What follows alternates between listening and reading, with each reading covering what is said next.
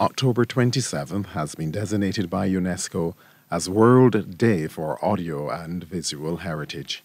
It is the day on which the world pauses and recognizes the value of the content to be found in the audio and visual material, raises awareness of its significance, and calls attention to the need to safeguard these collections around the world. It is now perhaps fortuitous that this new series would begin on the Day of Significance for Audiovisual Material, for it was the subject of this series who, in his ministerial capacity, repatriated from the United Kingdom volumes of Barbados's priceless intangible heritage, which you enjoy in many of our local programs on CBC TV8. Secondly, biographies are usually the written type, but our guest has opted to present his in the audiovisual format. Happy World Day for Audiovisual Heritage, and thanks to Sir David Simmons for repatriating our heritage. Now on to our program. We live on a wonderful island with many individuals who, in their quest to leave behind a society better than how they found it, see it as their responsibility to act justly, to love mercy, and to walk humbly. Many individuals, upon meeting Sir David Simmons, readily place him in that category of outstanding Barbadians, those who epitomize the above. In fact, a recent production of the Government Information Service regarded him as a distinguished Barbadian.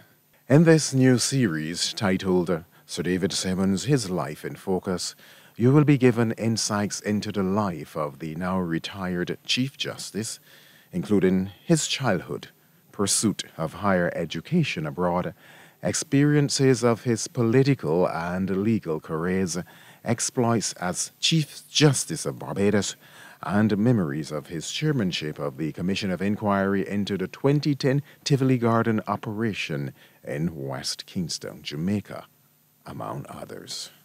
In this first episode, Sir David speaks about his childhood days, his family, experiences of his 3 schools, memories of an athletic competition at the Kensington Oval, and the influence of a number of his teachers. It's a story that started not in St. Philip North, not in the Houses of Parliament, not in the law courts of Barbados, but near what is known today as the Sir Garfield Sobers roundabout, at a time when the area was called Daytona. I was born on the 28th of April 1940. It is now National Heroes Day. But for me, the significance lay in the fact that I shared that birthday with Sir Grantley Adams, who was my political idol and mentor. I was born in a place called Daytona in Christchurch, near Sergeant's Village. In fact, I'll tell you roughly where it was now. If you know Bartlett's Tenantry Road, next to Bartlett's Tenantry Road, west of it, due west, was a large house owned by one of the Canadian banks. And that was called Lirius. And the house at which I was born, Daytona, was due west of Lirius. And I think the properties were abutting and abounding to each other. So that would now be slightly east of southeast of the Garfield Sobers roundabout, because that land was reclaimed for the development of the highway and so on around there. My mother's notes for her memoirs, which she started to write before she died, said that the entire property was about 12 acres. And it was the Tappan family home. Now, my mother's mother was Millicent Tappan. And she had 2 other sisters, Ivy, who became Ivy Williams, and lived in St. David's, just in the bend just before you headed towards the St. David's Church. And then there was another aunt, Aunt Edna, who lived in New York. Now these tapping girls had three brothers that I became aware of and interacted with. There was Lee Stanley, who was a doctor. People in St. Philip and St. Andrew knew him as Dr. Tapping. He was the parish medical doctor in St. Andrew, and then he had a private practice in Farm Road in St. Philip. And when he retired from the practice in St. Andrew, he came and lived in a house in the entrance to the road towards District C Station. There are two houses there, Brierley and Scaffell. He lived at Scaffell. And then he had another brother, Archie, who was a dentist, and he had a large practice in St. Philip. And there was Amor Motley's father, was Pierce Tapping, the photographer. Now, my mother's mother, Millicent, would have been my grandmother, and she would have been Mia Motley's great-grandmother on the Tapping side. So that is how Prime Minister and I are related, through the Tapping side of the family. On the other side now, the Simmons side, my father came from Spikestown, Queen Street. On the other side of the road from Alexandra School and slightly south of it, near bus stop there. That was the Simmons family home. And now my cousins and so on, some of them still live there. And after intermarriage and so on, they are now basically Cheeseman. The Cheeseman family in Spikestown would be my first cousins. And my mother ultimately became a nurse. She was one of the first nurses to be recruited from St. Michael's School as Sybil Branker, because her mother, Millicent, married Julian Branker. So my mother, my birth certificate shows that my mother was Sybil Branker before marriage. And she lived for a long time doing nursing, and then she, of course, worked with the Child Care Board for many years as a supervisor. My father was basically an educator. He taught at St. Albans School. Then he was a tutor at the Royal Training Institute, which was located at Codrington College in those days. And then in 1945, he was headmaster of Wesley Hall. I have a recollection of going to Wesley Hall as a little boy in a court hat, a little court hat, holding his hand, walking along what would have been out there by where the new Supreme Court is. There used to be a large building at the corner of Walden Street called the Cotton Factory, and then the Barbados Foundry. And it had a particular smell of soap suds. And I remember that walking on the way to Wesley Hall. And a few people at Wesley Hall that were contemporaries would have been Branford Tate, Alvin Maskell, and I have fond memories of Wesley Hall and the star apple tree at Wesley Hall in the yard. And then all of that changed in about 1948. Daddy was sent to Dodds as the headmaster. The superintendent, they had these odd names. The superintendent was a name associated more with the plantation.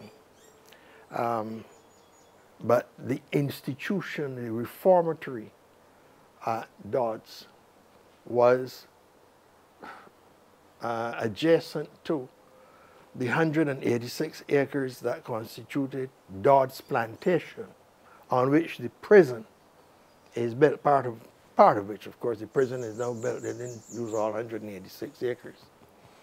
But at Dodds at the time, in charge, was Mr. Cecil Norris. Anton Norris, the famous high jumper who won medals for Barbados at CAC games and so on. Famous athlete. Anton was one of the Norris children that I grew up with until his dad retired. And in due course, my dad succeeded Colonel Frank Walcott and became, he changed the name. He changed the name from superintendent to principal. And growing up at that place was an important part of my socialization because it brought me into contact at a very impressionable age with poverty, the consequences of poverty, including deviance and juvenile delinquency. And it also brought me to a realization that the penal system that then existed as part of the colonial condition was unjust. By that time we had, in 1948 I'm speaking about, we had imprisonment, hanging of course, for murder, fines, and in 1945 probation was introduced to ameliorate some of the harshness of the penalties.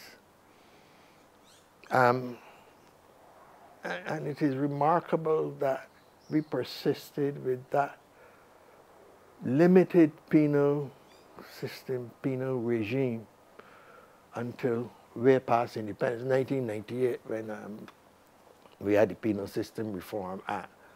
But nothing was done about it. And I've said elsewhere, it was wrong, it was unfair that young boys should be sent to spend 3 or 5 years at Dodds for things like wandering, or as they would say, hitting off, diving from the swing bridge into the careenage for a penny. People would throw something, the fellas would dive.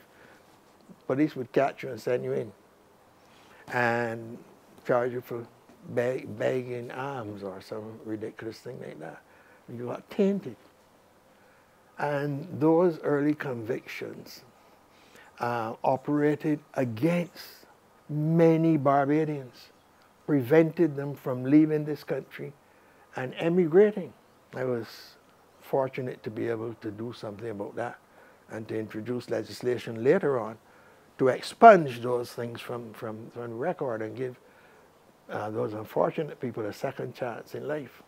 But growing up at Dodds, as I say, had its importance because I was able to associate with those boys. Our parents were very liberal, and they allowed us free rein to play cricket with the boys and play dominoes, table tennis, cards, whist, no gambling. I never learned poker or anything like that. But whist and so on, we learned and we played. And I learned to play cricket up there and even represented Dodds. Before I played for Lodge School, I had scored 350s in the BCL, the BCL division, playing in that would have been the eastern part of St. Philip. And I, as a young boy growing up in St. Philip, I got to know St. Philip very well, very well. Going, watching cricket on Saturdays with the boys and so on, you know, because Dodds had a team. Those boys, yeah, played in the BCL competition. Had some good fellas. There was one guy from Britain called Dentist Pyle. He wasn't a dentist. That was his Christian name. Oh man, a tremendous left-handed batsman. Wonderful player. And then, of course, went to school at St. Philip Boys' School for 2 years. And in 1950, I went to law school. 10th of January, 1950. I remember that was the day I entered law school. Law school was a special place. It was a microcosm of the larger society. We are talking about colonial times, when the society was stratified along lines of class and color. Law school, same thing. 350 boys. But the white boys tended to be on their own. They would be obliged to interact, playing games. And after that, that's the end of that. There was no socialization. You didn't visit the home of a white boy. He didn't visit yours. And you never got to know his parents, so he didn't get to know yours. But the unique thing about Lodge School was that it had a boarding establishment. And in the 50s, that boarding establishment was all white. So we had a kind of apartheid at Lodge School. And I think, subject to correction, but I think we even had a boy there at one time in the 50s from South Africa itself. That boarding establishment attracted boys from the region, many Trinidadians, Venezuelans, boys from St. Kitts, St. Vincent. I can, you know, Johnny Evelyn I can think of, Bruce Hadley from St. Vincent, the Barnards, Sir Barnard, who was the famous racehorse owner, Dave Barnard's father. His sons all went to school at Lodge School. And they were given pride of place in the school. And for a start, I mean, they used to dress up in the blazer and so on, when the rest of us were in our white shirt and khaki pants, you know. Then there were day boys, and there were weekly boarders. They were mainly Barbadians who came and spent the week in the boarding establishment and then went home for the weekend. And I think when I went, there must have been more white boys than black boys, and that gradually changed. East of us was Codrington High School for girls, exclusively white. But they would come to Lodge School when we had special functions, such as speech day, or sometimes old boys cricket game or whatever.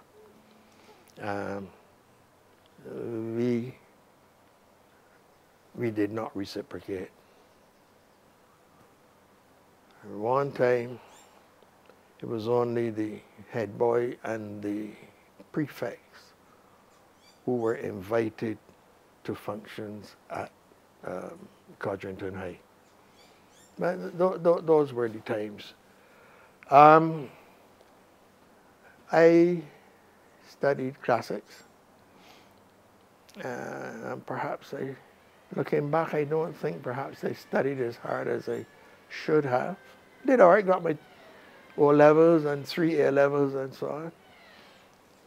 I played a lot of sport. Cricket. I think I went in the first 11 in 1957 and never came out until 1960 when I was leaving to go to to England. I didn't get dropped or anything like that. And I was fortunate to have been invited to trials for Barbados in 1958, December.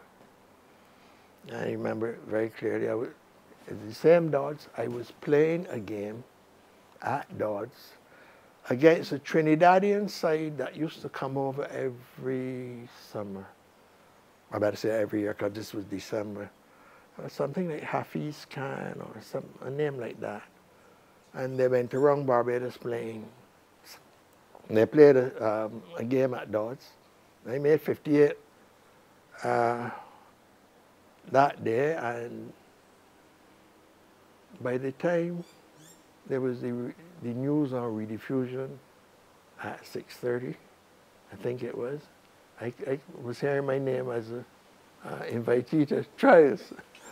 Anyhow, but I think I had a lot more fun subsequent to that in athletics, and I had a good time in athletics, particularly in 1960. But there's some interesting things about this athletics escapade, I must tell you. It started at the inter-school sports in the 100 yards. And I was drawn in the lane immediately next to the Kensington stand. The judges at the other end were on the inside of the track, banked up on the inside. They weren't spread across on either side. They're all on the inside. I am furthest away from them. And the 100 yards was run. I hit the tape in front of everybody. I had the tape wrapped all around me. And the large boys in the Kensington stand now going wild. They used to, there was a race horse in Barbados, still the greatest race horse that has ever come here, called Mentor, real fast. Had been imported from England, owned by M.E.R. Bourne. And these large boys used to call me Mentor. And they're shouting and screaming in the stand for Mentor. And I go back now where all the officials are. And I am not placed at all. Not even in the first three. Harold Goddard, who ran in the race, was complaining bitterly. But I saw Simmons in front of me. How you placed me third or whatever it is. Simmons was in front of me. They paid him no mind. They gave the race to Victor Evelyn from Foundation. And naturally, all of us were upset. I was very upset. And I refused to run the 220. I wasn't in a mental state to take on that. And then the points were getting so close that I said to Mr. Wilkes, who was the games master, "Sir, I run in the relay. I'm going to mash up the record down here today so get some extra points." He said, "Someone's calm down."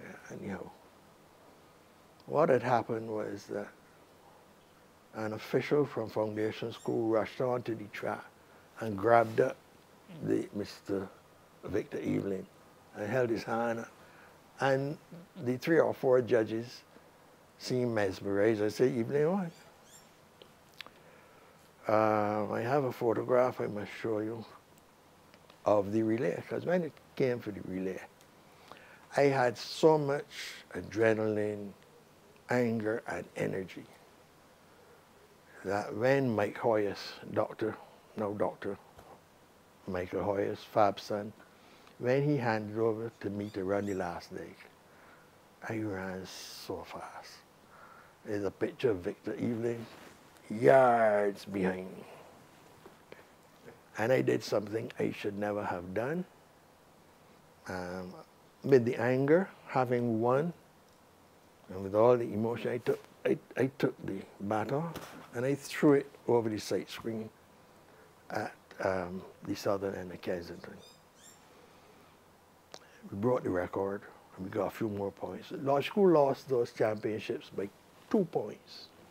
If we had been awarded the 100 yards, we would have won. Anyhow, it gets prettier. June the 6th, 1960, National Championships. I ran and won the semi-finals, gone down to Kensington now for the finals. First time we ran the 100 yards, I win the thing easily, easily. And there's no doubt. And then Everton Weeks was government sports officer. And he came to me and said, young Sims, you got to run over this race. I said, do what? I mean, run over this race? He said, yeah. So I went back to this. I said, but why do I have to run over this? We can't agree the time. Apparently, they hadn't synchronized their watches. Somebody told me subsequently that one watch was saying 9.9 and another 9.8 and one 10. And they said, no, schoolboy can't run so fast. So I had to run over the thing an hour and a half, I think it was, later. But I ran it, won it again, in a canter, as we would say in horse racing. This time, I still couldn't agree the time, but they gave me 10 flat, which equaled Michael Agostini's record. So I had some unforgettable experiences running at Kensington, running 100 yards at Kensington. It is highly unlikely that a large boy of Sir David's era would speak of his experiences without making mention of this gentleman whose name is today emblazoned throughout that institution in St. John. Fab Hoyes was a man of very quiet disposition. He never shouted. If the boys in the class were becoming a little bit noisy, Fab would take his pen and he would knock on the desk. And if that is say it was like he would knock, he'd say, Simmons, Simmons, Simmons, come on, Simmons. That's all he needed, and everything gone quiet. Never saw him move to anger. A superb teacher because he gave you notes. He dictated, he lectured, and you wrote. And he lectured at a pace that you could virtually write word for word what he was saying. When he was finished that course, and you read back those notes, you could be sure, if you could reproduce, when you would get questions on some aspects of your notes. If you can reproduce those notes, you're bound to pass. I don't remember Fab ever getting any failures in history. No. Superb teacher. And he took an interest in you. You could go to him and say, sir, I don't quite understand whatever. He would say, no. Well, come. And he would walk with you. He would explain it. And, you know, I don't know what happens now because I'm not close to the teaching profession in Barbados now. But teachers in my time took a close and personal interest in your progress as a student. And they not only wanted to see you do well for yourself, but I think they basked in the reflected glory of your success. When I was doing A-levels, I think it was around 1959, I remember we were getting on for the examinations. We were doing Oxford and Cambridge A-levels. I remember Mr. Critchlow saying to me, Simmons, before you play cricket tomorrow, when you come up, why don't you come up here early and come to the house and let us do an hour's work? I said, fine, sir. I wrapped my boots around the bicycle bar, rode up, went to Mr. Critchlow, spent an hour. He went through various things with me. And when I was finished, got the bus or whatever it was, the school van, I went and played the cricket. Or if it was up there, you know, I just left the bicycle and we went and played. But he had time for me on a Saturday morning to sit and give me an hour of assistance. And I was the kind of person. Fabi, same thing. All of them, all of them. An interesting point on which we end the first episode of Sir David Simmons, his life in focus. Sir David calling attention to the dedication and commitment of educators to the development of their students. Do join us next week at the same time as Sir David recalls pursuing higher education in the United Kingdom prior to returning to Barbados. See you next time.